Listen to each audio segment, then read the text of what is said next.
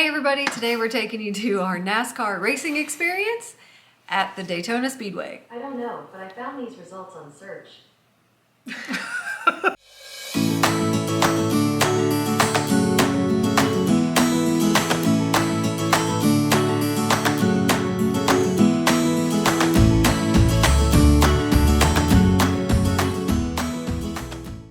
So I don't know if you all have ever done the NASCAR racing experience where you get to drive around the track or ride with a driver, but it is so cool and so fun and so worth doing at least once.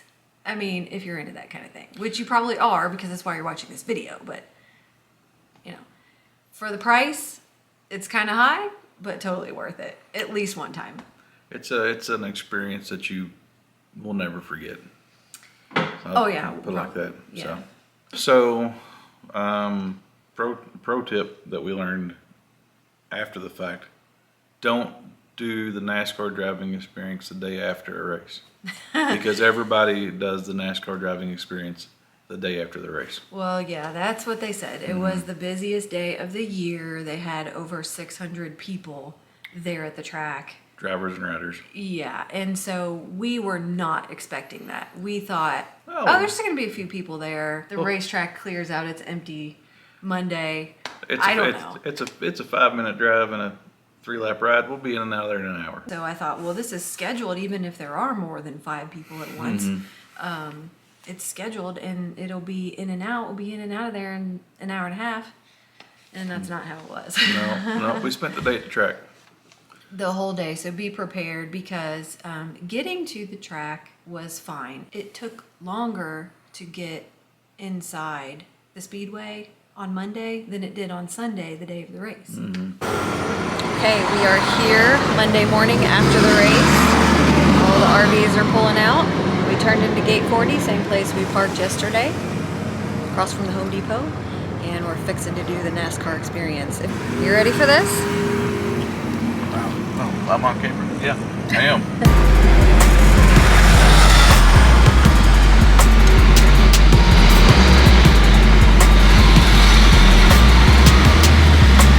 I really wasn't expecting this many people here on Monday.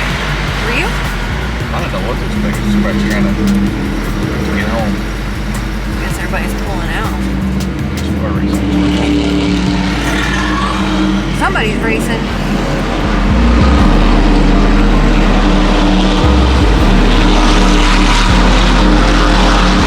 Okay, so one thing we're learning, if you're doing the NASCAR racing experience on Monday, I guess give yourself some extra time to get here, because we didn't realize there'd be people trying to get in and out.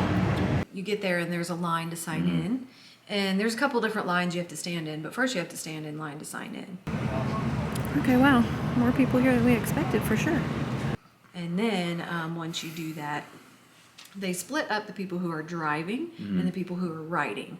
So when I called to schedule this event, the lady I got on the phone, she was real cool, but she, was like, I said, it's important that I want to watch my husband drive, and then I want to ride so he can watch me. Like, this all happens very quickly, and I don't want to miss it. Like, we're paying a lot for this. I want to see his experience too. So she's like, oh yeah, it's fine. We'll just schedule one first and then the other, like an hour apart, and that way you've got time to do both. I'm like, okay, cool. But honestly, it's not how that worked out at all, because they split you up, and then even though you're going 2 different directions, you're side by side. There's the drivers over here and the riders over here. You're still in line with 50, 75 people. The rider line was like half mile long, seemed like. I mean, it wasn't that long, but it was long. Yeah. But that line actually moved pretty quick, I thought. Yeah, so what we ended up doing was Jarrett, as the driver, he had to take a 1-hour class. It was like 45 minutes to an hour. And so we had to send him to class first, and I waited on that, and then we both got to get in line. But again, I wanted to see him, so I waited in line with him, did his thing, and then we hopped over to my line. You should show up at your time, scheduled time, but for us it was like the schedule didn't matter. Just get there when you Just get there. get there, and they're gonna crank through all these people. So as a driver, they make you sit through a class. And it's a 1 hour class, and you watch a video, and it's like what RPM to take off, because the cars are not automatic. There's stick shifts. They ask you, can you drive a stick if you can't drive a stick? So these cars don't have speedometers. They have RPM gauges, and so they kind of tell you, like, you'll start at a certain RPM, and you have to listen. You have a spotter that's talking to you while you're driving, and he tells you how many RPMs that you're allowed to go while you're driving. And so they kind of get you ready for all that. And then they're like, the biggest thing we can tell you is trust the race car until you do it, and you see the curves, and you're flying 150 mile an hour at this corner, and you're like, oh, I want to slow down. And you're like, don't slow down, just trust the race car. It will go around the corner. That was kind of essentially what the class was. I obviously didn't choose to drive because I don't trust the race car. Actually, I don't trust the driver at the wheel of that race car, which would have been me. Right. So. But she would have loved it if she'd have done it. No, But because she would I have got to been go like- faster than you. Yeah, so they recycle suits, which is kind of gross when you think about it. But it's not. So when you get out of the suit, they throw it in a basket, and they just take that basket straight back to the driver's meeting, and you get a suit. That someone else wore a minute ago, which is fine. They only had it on 5 minutes. Well, maybe. Some of them It's might hot. have had it on. It's hot in them Some cars. of these You sweat in people, places that you don't talk about. some of these people sign up to drive for 40 minutes. Yeah, I don't know how they afford to do that. But when they do the 40-minute, they don't let them do 40 minutes at a time. They let them do like 8 or 10 minutes, and you got to come in. They check the car. They let you go back out for 8 or 10 minutes. Come in, check the car. And if you drive like that, then those guys get to go as fast as the rider cars if you act like you know what you're doing, or you seem like, because they watch you pretty close, and they've got a guy watching you and talking to you the whole time you're driving. So. And if you do not listen to what they're saying, Out of there. they kick you out of the speedway forever, banned forever. That's what we were told. Mm-hmm. I'm sure it's true. I'm sure. Don't mess around. Well, I'm up here on the fan deck, just checking things out, waiting on Jarrett to take his class. It's about a 40-minute class. And I gotta say, I'm glad we got seats in the stands yesterday, even though we were on turn 4, kind of low. I'd prefer a little higher, actually, next time. But up here on this fan deck, I don't think you can really see a whole lot. You can see turn 4 there, turn 3 and 4. You can see the back stretch. I can see some of it, but with the crowd of people, not so sure. While he was taking his class, I was kind of moseying around, looking around the track, and I was surprised to see how the day before, the place was packed with 100,000 people, and Monday morning is a ghost town. Wow, so this is where we were yesterday, when they were working on everybody's cars, getting them ready, all those semis and equipment down here. Totally gone today. Isn't that something? So that was pretty wild. Trash everywhere. Yeah, it just felt like all that happened like less than 24 hours ago. No more drivers either. It was so exciting yesterday. Now it's a ghost town. Still waiting on Jarrett. Hey, pro tip, bring some snacks or some waters. There was a lot to eat here yesterday until they ran out, of course, but there's nothing today. The blue trailer has some waters and chips and crackers for $1 each, by the way. Cheapest we found at, one of these kind of events. But don't come hungry, which is what I am. Shh, and don't tell nobody.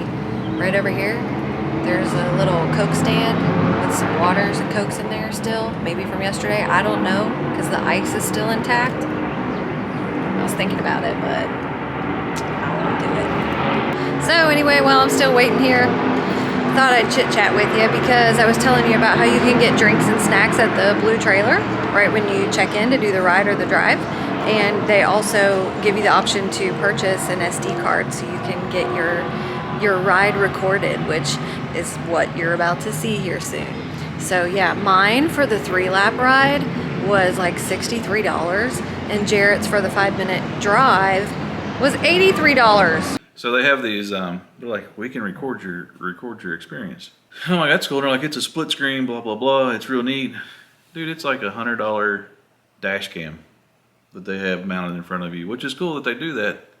But they're making some jack. For that $80, they turn on. They actually hit the on button to the dash cam, and they put in an SD card with their logo on it. Yeah, so you're not allowed to take any camera equipment. Obviously, there could be injuries or something if there were to be an accident or something. But There's trouble. they also want to charge you to use theirs, and so we did purchase the SD cards because obviously we want a video of it. If we're gonna buy any souvenirs, it was not gonna be a T-shirt or a hat, you know, for $45 for a $2.99 T-shirt. I'm not doing that. We're gonna get the video. But what I thought was ironic was it was the same SD card, and mine was $63, and yours was $83. Now, how they managed to up the charge on the same SD card, I didn't question. I just was like, all right, one-time experience, we're doing this. Whatever. All right, class is over. You excited? Yes. We think we're gonna upgrade it. 8 minutes if I have time. I just want to go fast. For my ride, I chose a 3-lap ride with a professional driver. And so it was short and sweet. 3 laps, you get in the car, get out. Jarrett chose, we did a 5-minute drive. And so, like all good husbands, when I got out of the class and I got done talking to everybody, I'm like, honey, can I have an upgrade to 8 minutes? Because they say 5 minutes just isn't really long enough. And she's like, how much is it? And I'm like, you know, it's like Another 150. My ride was like 150 or 200, I think. Your drive started at 350, I think, for 5 minutes, and then you upgraded another 150 for 3 more minutes. She loves me.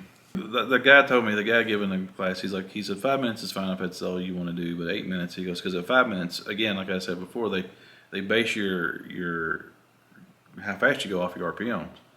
And it takes you about 5 minutes for them to let you get up to speed.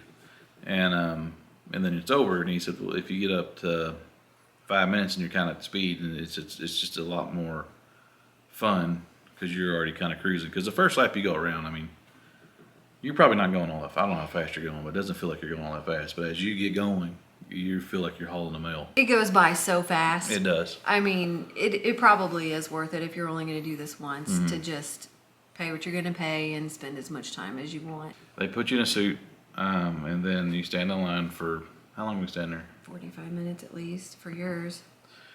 And they let you in, and it takes a while because they're putting you in a race car, so it's a 5-point harness, window net, and they make sure you're in there right before they let you go. But so it takes a while. So we're there 45 minutes, and they give me this really attractive hairnet.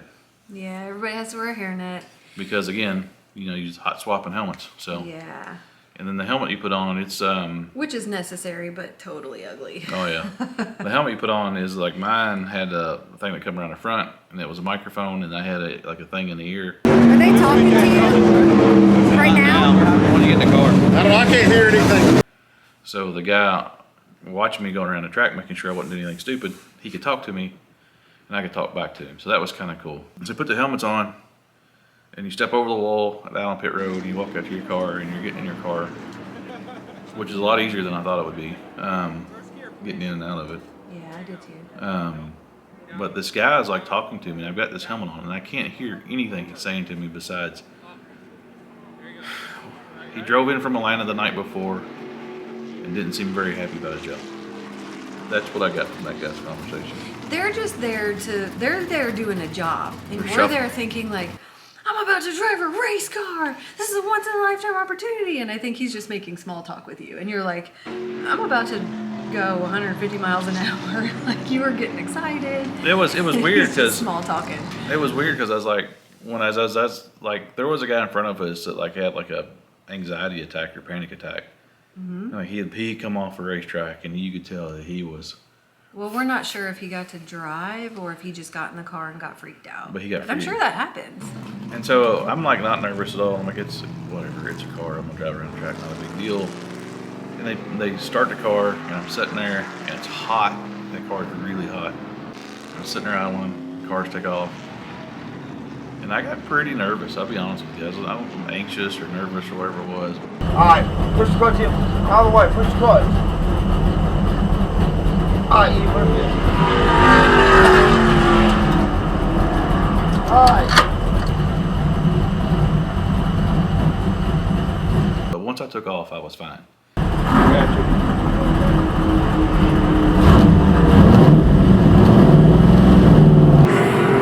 He's second from the left.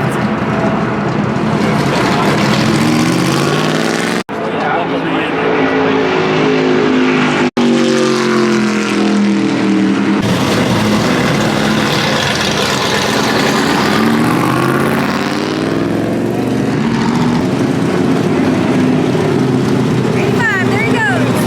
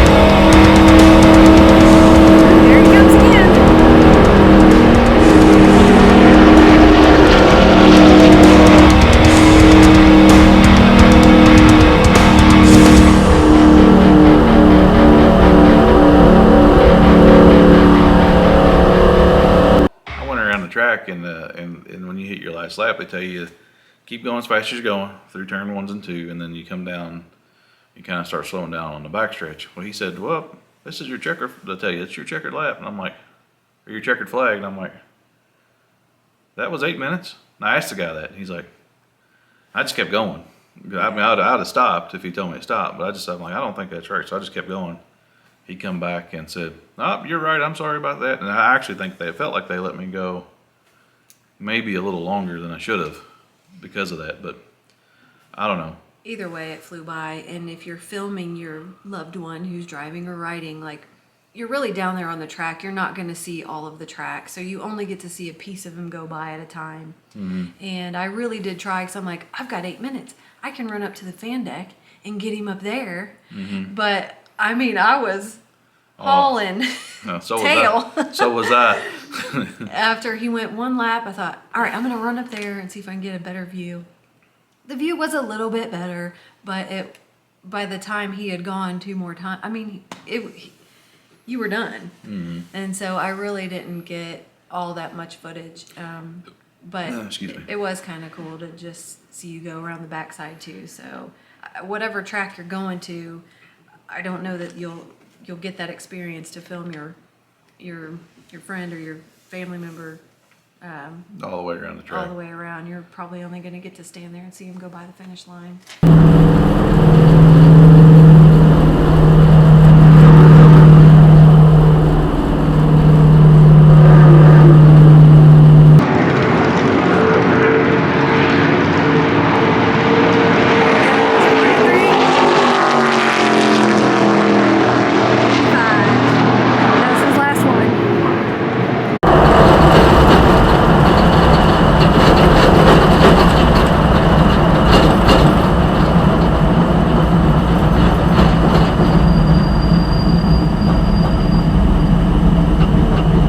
And it was funny. I was getting out of my car and she come down and she's all out of breath. She's like, "Those cars are fast."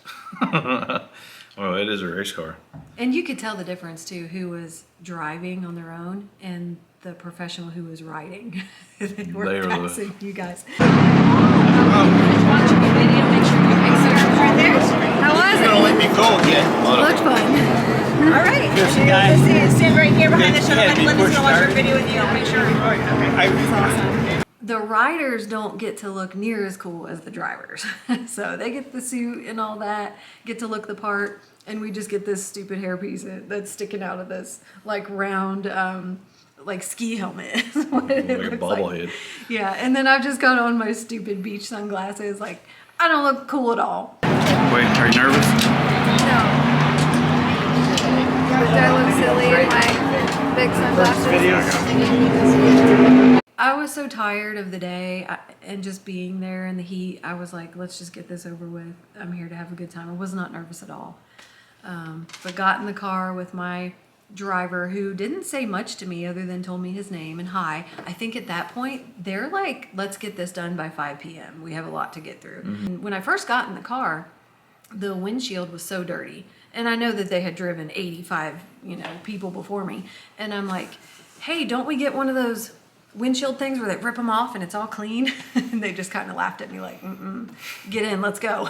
And he gets to the end of it's not pit row, but It's pit road. it is, where you can actually take off faster. And that was the end of it for me. I was like, oh my God, what did I get myself into?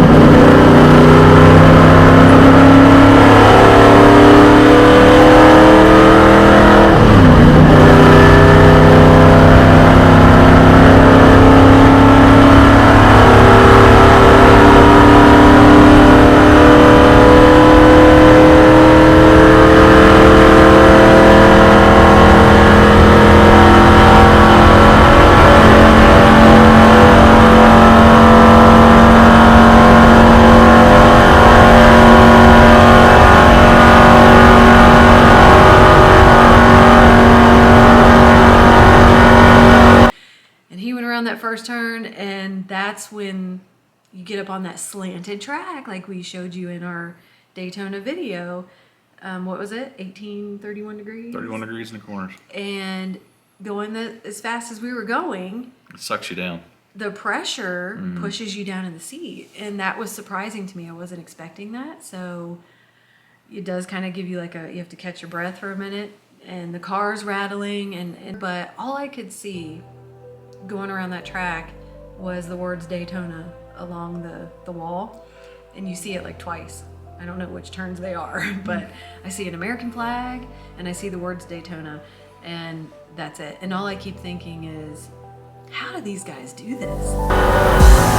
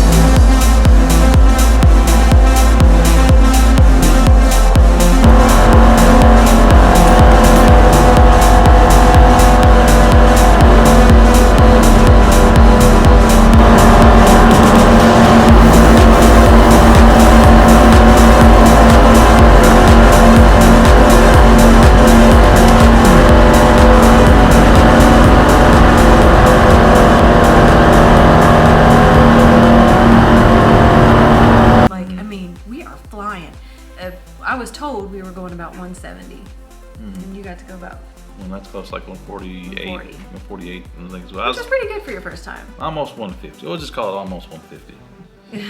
Let's just call it 150. Let's call it 200 mile an So hour. we're not even going as fast as the actual NASCAR drivers, obviously. But for us and being our first time, I mean, it was the joyride of our life. At least for mine, it was. I've never gone that fast in a race car.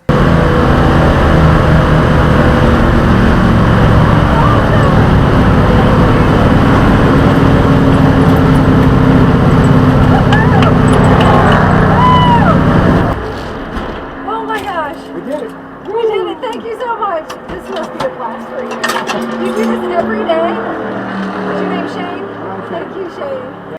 And all I could think was, how do these guys do this? I mean, not only are you going 200 miles an hour and up toward a wall, like, I couldn't even really see the stands. I don't know if the drivers even can see people. Not that that matters in the moment, but let alone the 40 cars behind you also going 200. It's crowded. I couldn't imagine riding in the front, you know, being that front driver. Well, you know, with all those guys you behind go, like when I was driving, I had a car come out on the track and I had to pass him, which wasn't a big deal. But you don't realize how narrow that track is Yeah. and until you're up on it. So as fast as you get in the car, they get you out and you turn your stuff in and they're like, Bye. That was so quiet. They check your SD card to make sure that it recorded. And if it didn't, which we were lucky that ours did, you don't necessarily get a refund, but I think they do reschedule you at a different track for another time that you can go. But which is like, well, thanks, but it's a trip to get to a racetrack. So especially for us. If we lived in Daytona, it'd be like, oh, sure, I'll see you tomorrow. yeah, we did see some people who their SD card didn't record, and it's like, oh, what a bummer. 'cause There you was wanna take that souvenir home. There was one or two guys in the class that's why they were there, is because their car didn't record and they had showed up, you know, to do it again. I also wanted to say too that when I called to book this and spoke with the people who, you know, set up your booking, I did ask the question, you know, is this something that people who get motion sickness should avoid? And she said that honestly for her, she can't do like roller coasters or that kind of thing, but she can ride in the race car. Like, it's just a car going fast. You're going to be fine. It's a forward motion. But I found that to be somewhat false because I do get motion sickness. I can ride a roller coaster that goes just straight, not backwards, not upside down, just straight. So I thought, okay, I'm going to give it a try. I wasn't worried, wasn't nervous, anything the whole time, even though I felt the pressure and your body feels a few weird things going that fast. I did not feel nauseous in the car. It was after I got out. And about 20 minutes later, we went back to the hotel and had to lay down for about an hour. Like, I just felt like, whoa, what just happened to me? So I didn't get sick, but there was a response to all of that motion so suddenly. So all in all, was it worth it? In In the words of the great 20th century philosopher Ricky Bobby, I want to go fast. So yes. Yes, absolutely, it was worth it. At least once. Even though it's kind of pricey. I mean, how many times are you really going to do that? So, absolutely worth it. We had a blast. Seriously, I have a completely new perspective about NASCAR and what these drivers do. Hats off to you guys. You freaking rock. That's it, guys. That was our NASCAR race. Anyway, that's it, guys. Hey guys, hope you found this video helpful. See you in 2 weeks.